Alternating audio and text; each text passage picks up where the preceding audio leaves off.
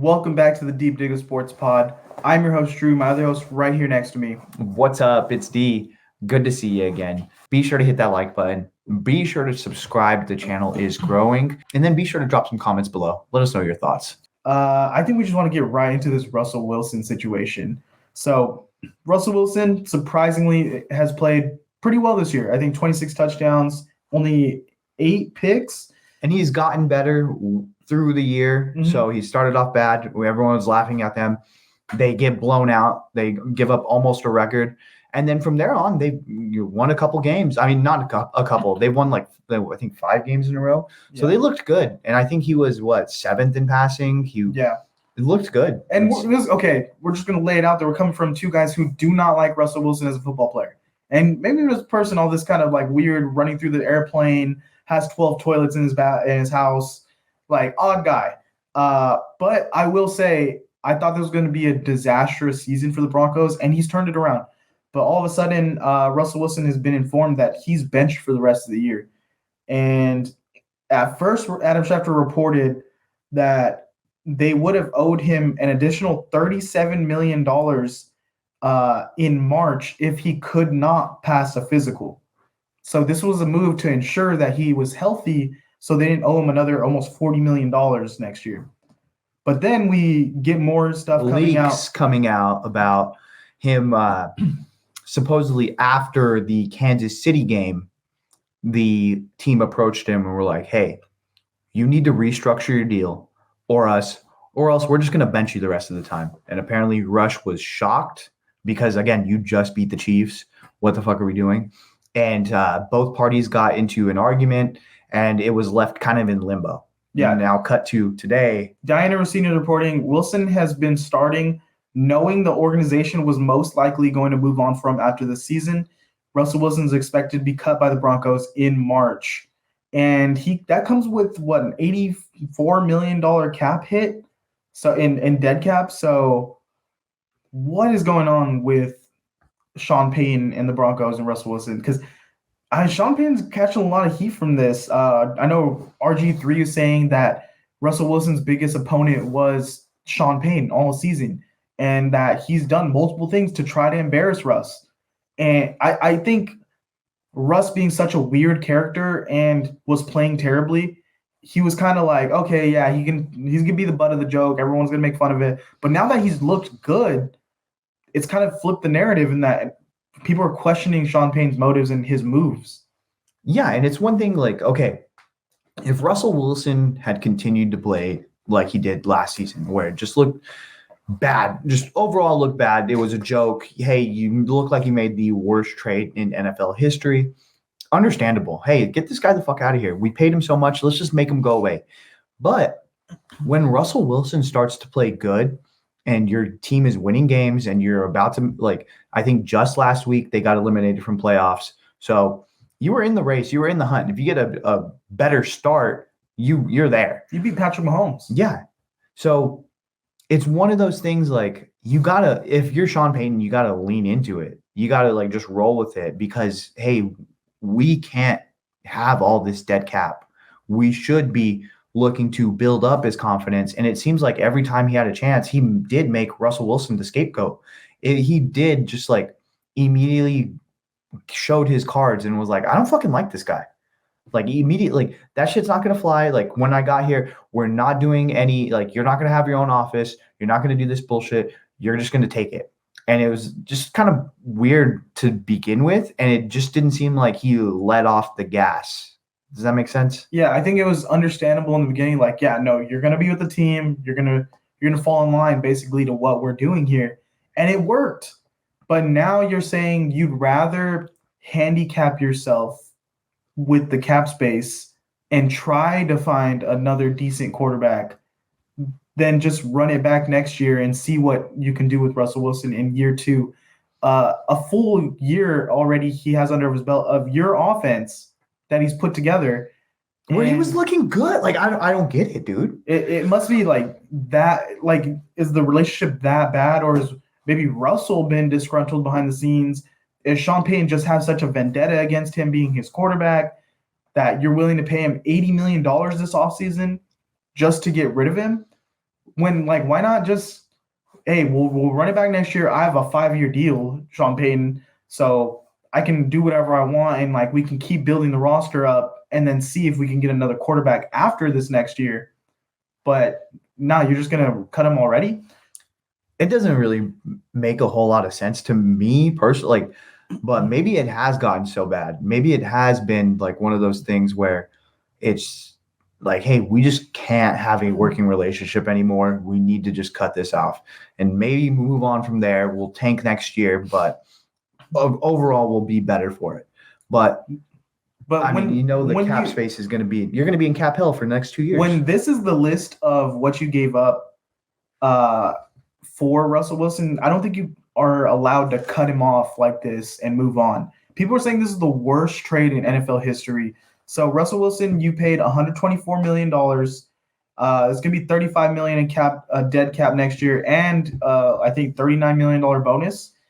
$49.6 million in dead cap in 2025. You traded Noah Fant, Drew Lock, who, I mean, he looked pretty good the game. Shelby Harris, first-round pick turned into Chalcross, second-round pick turned into Boy Mafe, fifth-round pick turned into Tyreek Smith, a first-round pick turned into Devin Witherspoon, and a second-round pick turned into Derek Hall. That's, I mean, a couple of these hit. Yeah. Well, not even all of them hit. They had 2 starting tackles, and Devin Witherspoon. Like that's a fucking that's Devin a win. Witherspoon looks like a dog. So Legion of Spoon. Does Russell Wilson go back to Seattle after this year? No, I think they're drafting. I want to see Michael Penix in a Seahawks uniform. That'd be cool. As a 49ers fan, I don't think they. I hope they get a terrible quarterback. But as just a football fan overall, I think Michael Penix would look good in Seattle. I mean, I know we kind of had talked about this a little bit earlier. This was kind of before like all the news had come out. I was like, hey, do you think someone is going to trade for Russell Wilson? And you were like, no. But now knowing that he's going to be cut, if they do cut him, teams are going to be interested, right? Yeah, I was against. I thought there would be no trade options with his contract. You have to give up picks. He's another year older, and you have to pay him. But now that he's going to be a free agent, I think the door is wide open. You could sign him to a 1-year prove-it deal because, yeah, he was looking good, but he didn't look like old Russ, how he was dominant. Look at what Baker Mayfield just did. Yeah. So he can definitely get a better deal than Baker, and he can get a sort of 1-year prove-it, or even just like a 3-year Derek Carr type deal. Maybe not as much money as the Derek Carr because that one doesn't look like it's working out. But he can go to a team that's kind of built out and get a 3-year deal. But he goes to like Atlanta or something. Yeah, that's exactly my thought. I would have traded for something. I would have, if I'm a team that's the Commanders. Quarterback. Yeah, I would have traded. Now knowing he's going to get cut, I'm going after him, and I'm going after him hard because look around the league. The guys that are starting, you understand how valuable that is because you see, hey, when guys get hurt, you have these, all by all means, they're backups. Tommy DeVito, Nick Mullins, Josh Dobbs, Desmond Ridder, Taylor Heineke. You know that they can go out there and win 1, 2, maybe even 3 games.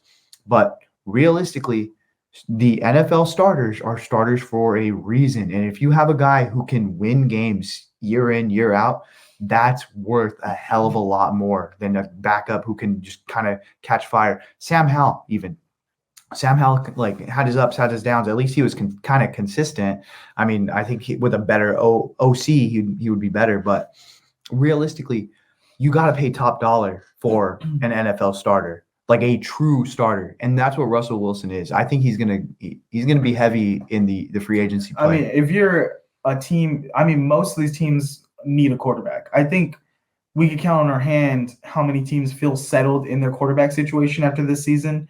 Look how many backups are playing. Russell Wilson's a guy that even if he isn't playing the best and your team isn't great, he will play a full season for you, and he'll get you to a few wins.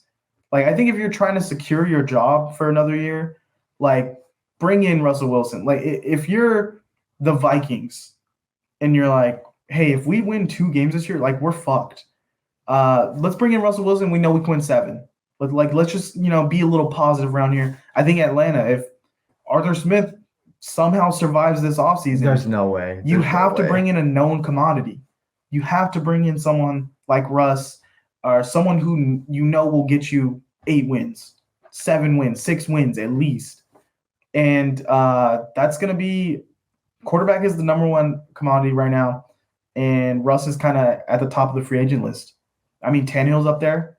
He's been a starter for years. But he's over Tannehill. Yeah. Hands down. I think he becomes the number one quarterback in the free agency. Yeah, hands down easily. Because what other quarterback is out there who's a consistent starter? It'd be Kirk Cousins, but Kirk Cousins coming off an Achilles tear. Baker Mayfield, if they let him leave the building, which they should not. Yeah. They should be all over. Again, starting quarterbacks, there's literally only about 15 to 17 that are legitimately can play consistent. Other guys, you see it throughout the league. Look how many quarterbacks started. There's a reason it's the most important position in the NFL. Here's the thing with Russ, though. You need to have a good coach who is not going to let him do his bullshit. Like, you need a good coach who's established, who's going to be like, listen, this is our system. You're going to run this fucking system, and you're not going to be over here with team 3. Like, that's what I think Sean Payton did right in the beginning of like, listen, this isn't team 3 and us. This is us, and team 3 can fucking wait outside. I don't think you need to be as heavy-handed on it either. I think you just turn it into, like, if you're a positive guy, like, I think Mike McDaniel could, like, if he was on a team that didn't have Tua, a guy like Mike McDaniel could harness that energy and turn it into a positive. I think, like, taking this approach of the authoritarian, I don't think you need to do that. Yeah, I'm just saying you don't need a coach who's a walkover, who Russ is just going to do the same thing that he did with fucking Hackett. Yeah, but at the same, like, I think you could make it a positive. Like, hey, we love you, Russ. We want you in the building. We want it. Everything you're doing, great. Let's fucking add to it. Let's make it a team thing. Let's make it like we're all about the team. Rah, rah, rah. Team, team, team. Like, I just can't spin that, dude. I don't think you need to be a dick about it. The coach who is going to be able to, who the team that needs a quarterback, I can't think of the coach right now, who is going to be able to harness that and control it.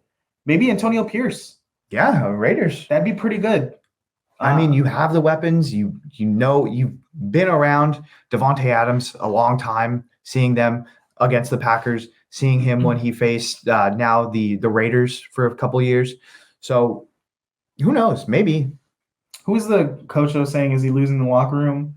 LaFleur. Oh, yeah, like something like LaFleur. Like, what happened there? Oh, Jair Alexander. He went on the field. He was not a team captain. He's from Charlotte.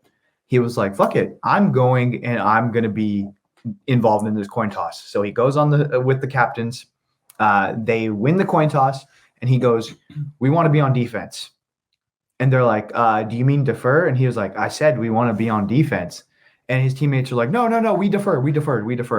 Because it's that weird thing where if you say you want to be on defense and that's your choice, then realistically you have to kick both halves to start both halves. Yeah, because the other team will get to choose receive, and then they'll choose receive again. Yeah. So that's the thing, like, because your choice was to be on defense, they're going to choose to be on offense in the second half. So he was suspended for 1 game for conduct detrimental.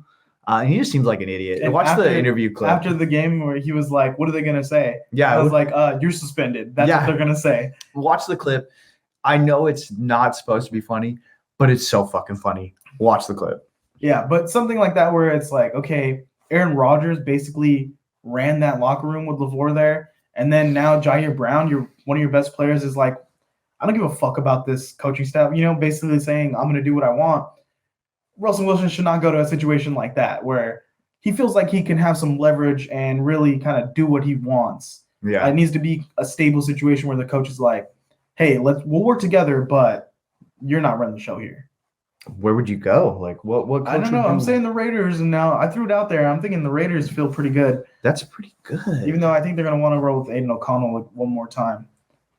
Man, if they didn't have that contract, you'd be like, Browns, Stefanski could do this. Like, he could work with that is like the quarterback that he would like to work with.